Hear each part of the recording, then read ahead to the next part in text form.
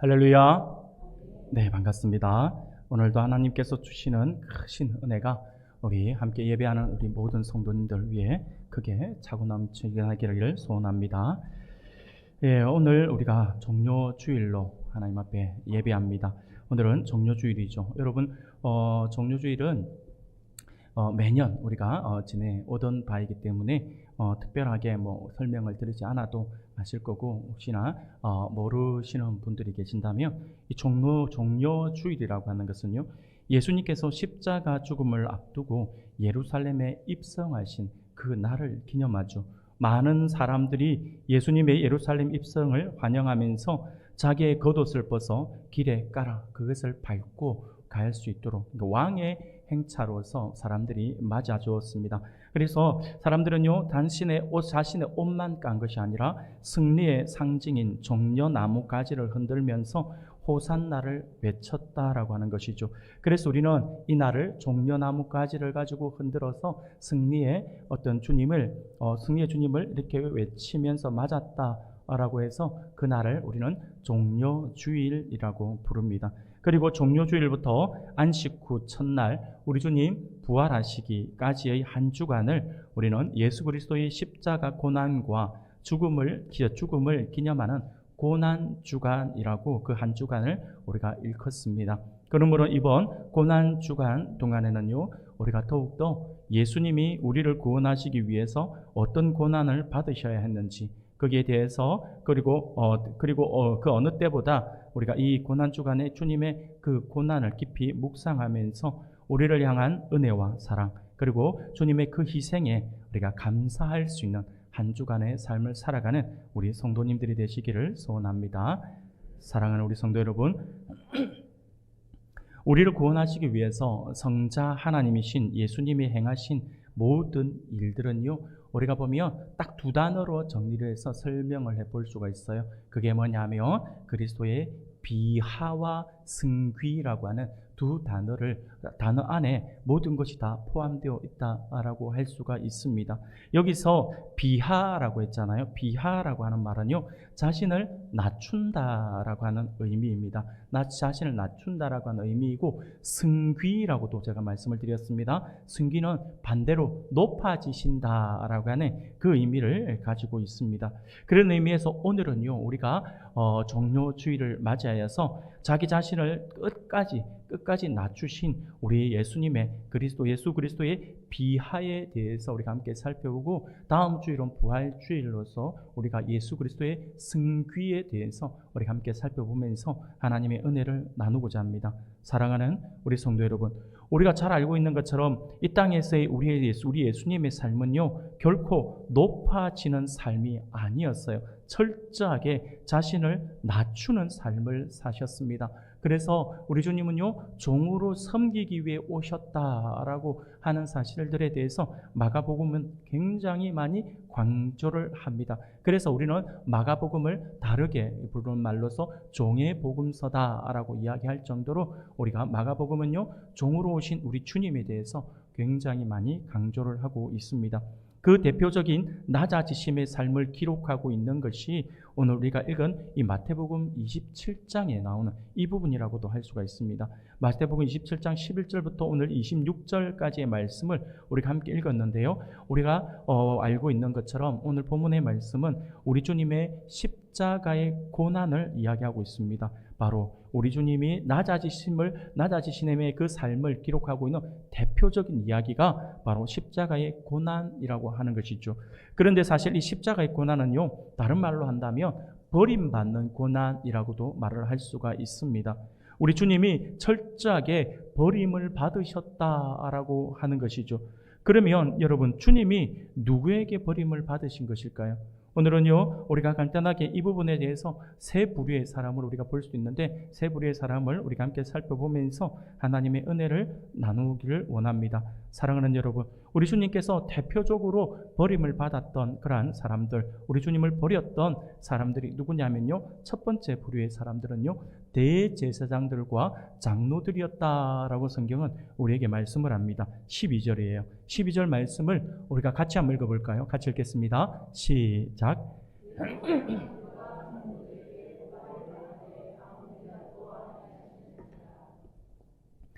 아멘. 대제사장들과 장로들에게 고발을 당하되 아무 대답도 아니하시는지라라고 말씀을 합니다. 예수님은 총독 빌라도에게 신문을 받았습니다. 빌라도는요, 로마 황제로부터 임명을 받아서 유다 지역을 통치하던 그러한 통치자였습니다.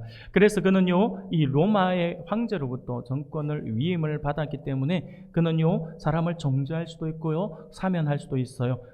또 사형 선고를 내릴 수 있는 그러한 권한을 가지고 있었다라고 하는 것입니다. 이 빌라도에게 예수님을 고발한 사람들이 바로 당시의 대제사장들과 장로들이었다라고 성경은 우리에게 말씀을 하죠. 사랑하는 여러분, 대제사장과 장로들, 여기에서 말하는 이 사람들은요, 한마디로 이야기하면 이스라엘의 종교 지도자들이었다라고 할 수가 있습니다. 여러분, 그들에게 있어서 종교 지도자들이 가지는 의미는 굉장한 의미가 있습니다. 우리가 그냥 생각하는 정도의가 아니에요. 그 당시에 종교 지도자들은요, 그냥 말 그대로 이스라엘 백성들을 이끌어가는, 전체적으로 이끌어가는 그러한 이스라엘의 영적인 그리고 육적인 모든 부분에 있어서 지도자들에 해당되는 사람들입니다. 하나님의 말씀, 종교 지도자이기 때문에 하나님의 말씀을 누구보다 잘 알고 있었잖아요.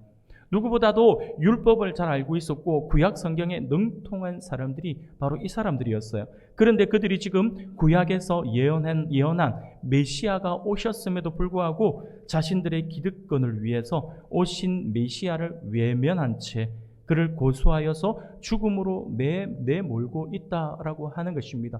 모르는 사람이 그렇게 했다며 무지해서 그런가 보다라고 우리가 생각할 수 있지만 지금은 이 사람들은 무지한 게 아니에요. 메시아가 누구고 어떻게 올 거다라고 하는 거, 메시아가 어떤 식으로 오게 될 것이다라고 하는 것까지 성경에, 구약 성경에서 계속해서 예언되어 있고 강조되어 있는 것이기 때문에 그들은요, 이 부분에 대해서 너무나도 잘 알고 있었던 사람들입니다. 그럼에도 불구하고 그들은요, 메시아가 오셨다라고 하는 메시아의 사역들을 보면서도 그가 메시아가 아니다라고 하는, 이단이다라고 내몰아서 예수님을 지금 죽음으로 내몰고 있다라고 하는 것이죠. 이게 대제사장과 그리고 장로들이 했던 모습입니다. 두 번째 부류는요, 예수님은 누구에게 이렇게 버림을 받으셨냐니까 바로 백성들이었다라고 하는 것입니다. 22절 말씀입니다. 22절 말씀을 우리가 한 목소리로 같이 읽겠습니다. 시작. 빌라도가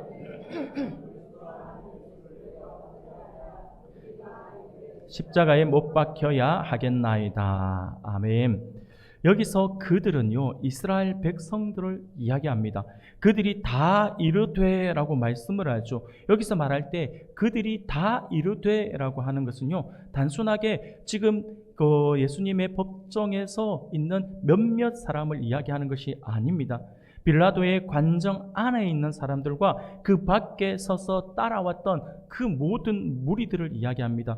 그런데 여기서 그들이 다 이르되라고 할 때 이 다라고 하는 이 의미가 원어적으로 볼 때는요, 단 한 사람도 빠지지 않고 모두 일치된 목소리를 냈다라고 하는 그러한 의미를 가지고 있는 그러한 단어입니다. 물론 우리가 가만 생각해 보면요, 100%는 아니잖아요. 예수님이 잡혀오셔서 그에 있던 무리들 가운데 100%가 다 예수님을 죽여라라고 외치지는 분명히 않았을 겁니다. 거기에는요, 예수님의 숨어서 따라온 제자들도 있었고요, 예수님의 가족들도 있을 것이고 평소에 예수님의 말씀을 동경하던 무리들도 있을 것이다 라고 하는 것이죠.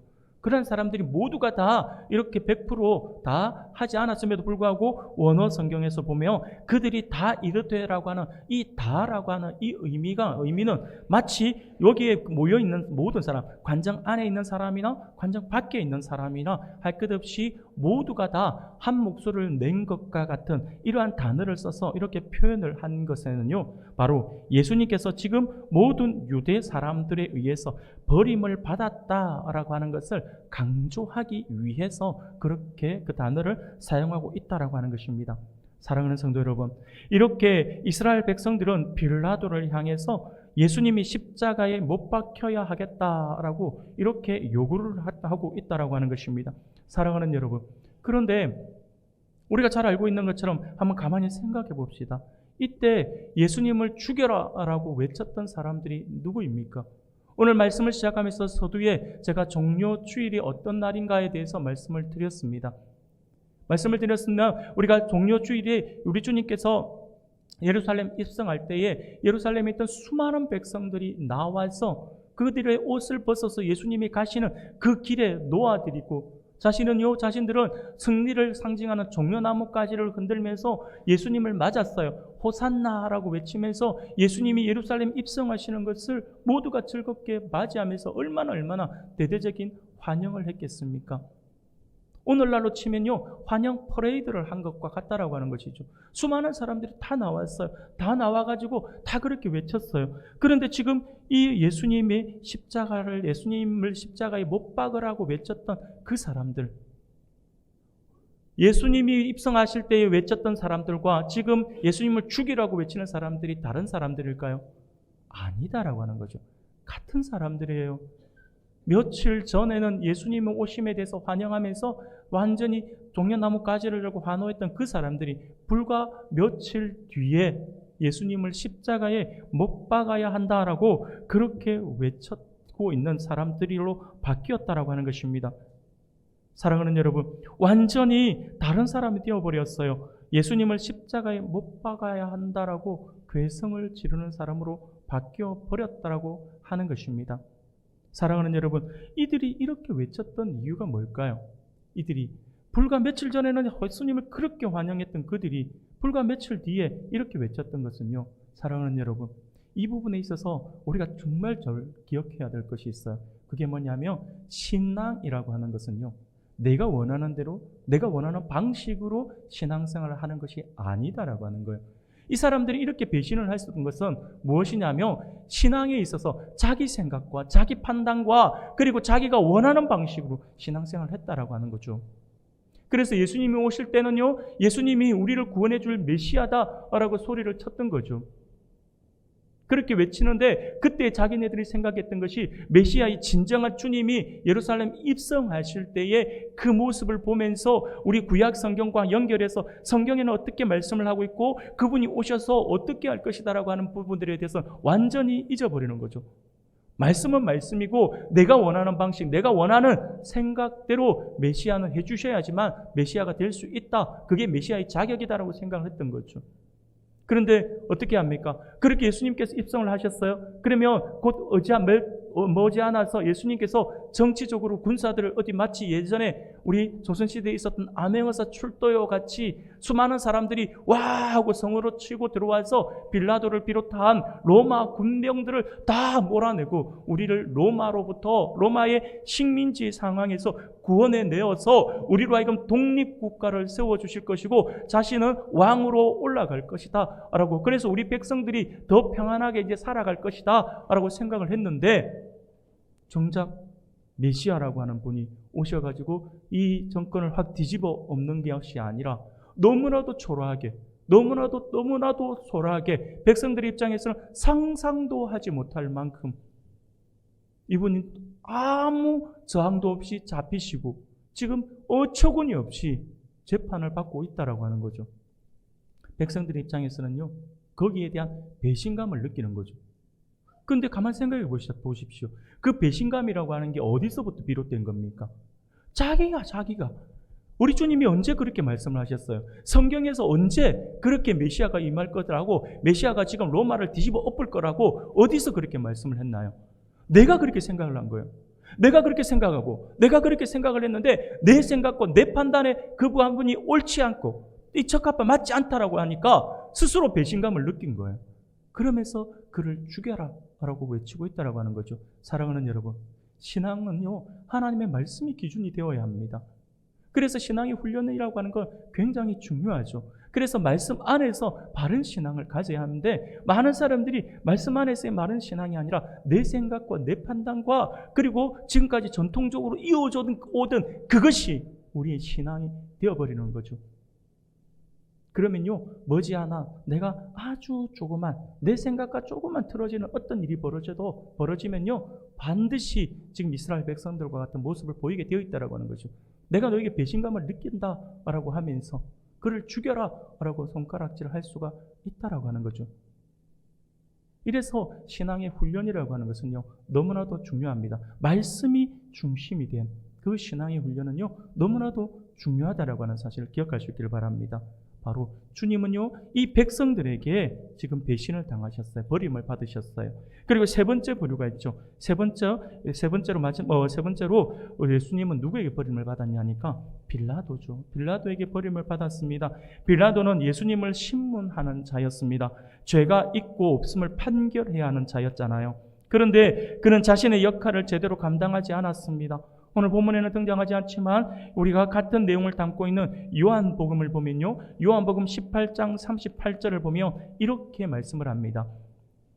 빌라도가 이르되 진리가 무엇이냐 하더라. 이 말을 하고 다시 유대인들에게 나아가서 이르되 나는 그에게서 아무 죄도 찾지 못하였노라 라고 말씀을 합니다.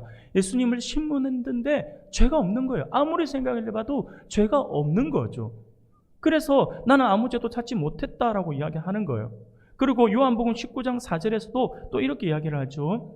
우리가 같이 한번 읽어보겠습니다. 시작.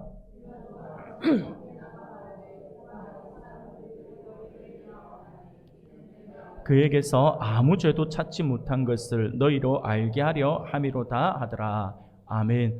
빌라도가 몇 번을 신문하고 몇 번을 이야기를 했음에도 불구하고 아무리 봐도 그를 죽일 만한 죄가 없다라고 하는 거죠. 그래서 어떻게 보면 빌라도는요, 그를 놓아주고자 하는 마음들이 있었다라고 하는 거예요.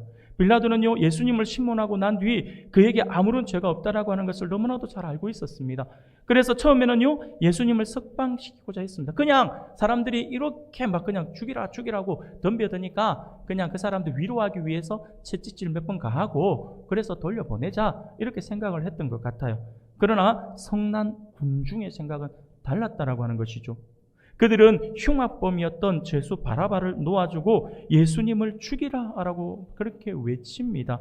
그 순간 빌라도는 유대인들이 밀란을 일으킬 것을 같은 그러한 어떤 두려움을 느꼈다라고 하는 것이죠. 그런데 오늘 본문에서 보면 마태복음에서 마태는요, 이 부분에 대해서 뭐라고 이야기를 하고 있냐면 바로 예수님을 백성들이 어떤 마음으로 넘겨준지를 빌라도가 알았다라고 이야기를 하죠. 그러니까 이 말은요, 무슨 말이냐면 빌라도가 백성들에게 물어볼 필요가 없는 거죠. 자기의 권한이 있어요. 죄가 없으면 그냥 놓아주면 되는 거예요. 자기가 채찍질 하고 싶으면 채찍 때리는 것도 제가 볼 때는 좀 억울할 것 같은데 그럼에도 불구하고 백성들을 이렇게 고소한 사람들을 달래기 위해서 채찍질 하겠다. 그러면 몇 대 때리고 그냥 내보내면 되는 거예요. 근데 굳이 왜 백성들에게 그걸 물어보냐고요.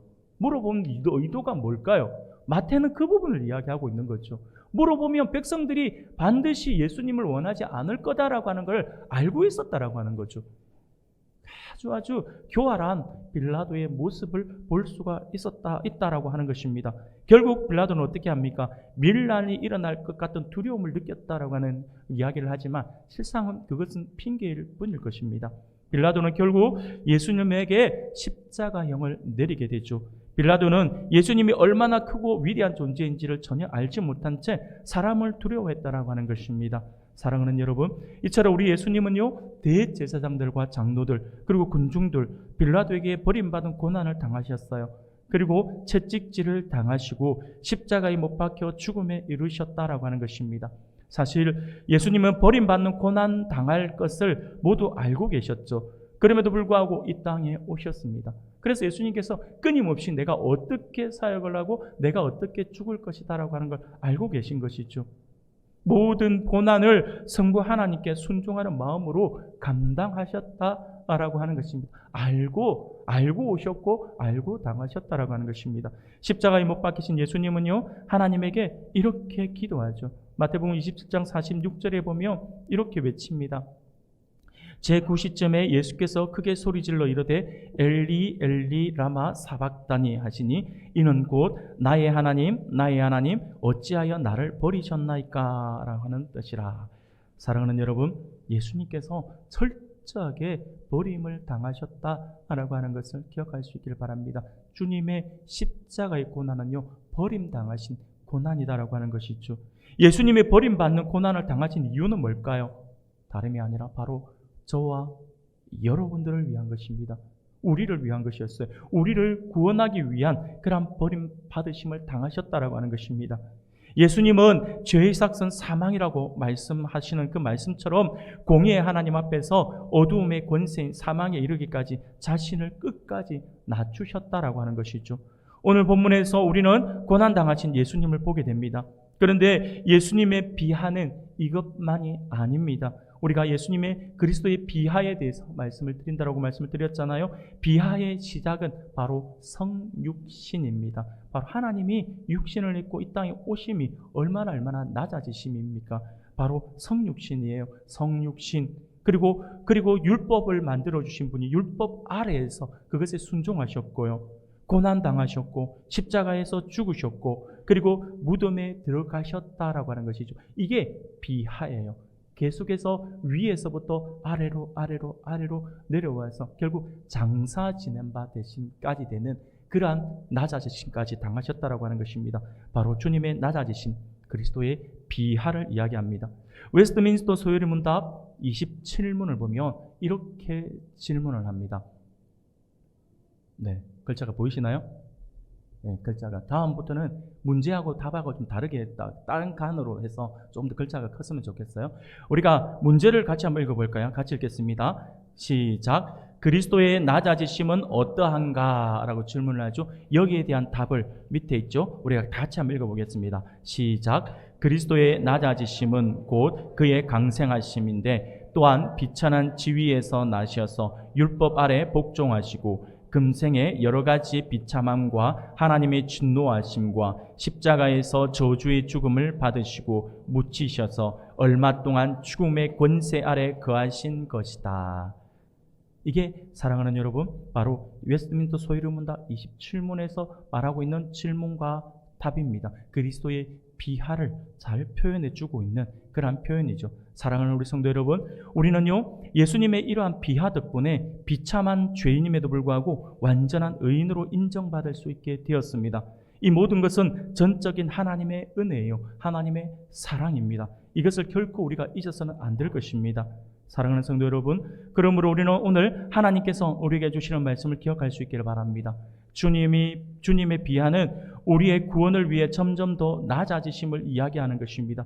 그러므로 우리는 내일부터 시작되는 고난 주간 동안에 주님의 낮아지심 곧 그리스도의 비하를 묵상하는 우리 성도님들이 되시기를 소원합니다.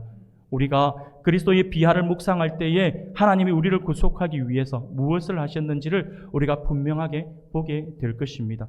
그러므로 이번 주는 우리를 위해 이 땅에 오신 예수님의 그 고난을 우리가 깊이 묵상하면서 주님의 고난에 동참하는 의미에서 내일부터 교회에서 진행되는 고난주간 특별 기도회에 모두가 참석할 수 있기를 바랍니다. 이번 기도회는요, 주님 가신 길이라고 하는 주제로 우리가 함께 말씀을 나눌 것입니다. 주님의 마지막 일주일의 삶을 우리가 함께 살펴보면서 은혜를 나누고자 합니다. 그러므로 매일 저녁마다 진행되는 이 기도회에 여러분들이 모두가 참석하여서 우리를 위해서 낮고 낮은 자의 모습으로 오신 예수님의 비하를 우리가 묵상하면서 그 낮아지심 속에 있는 주님의 크신 사랑과 그 은혜를 누림으로써 더욱 주님께 영광을 돌려드리는 우리 모든 성도님들이 다 되시기를 주님의 이름으로 축원합니다.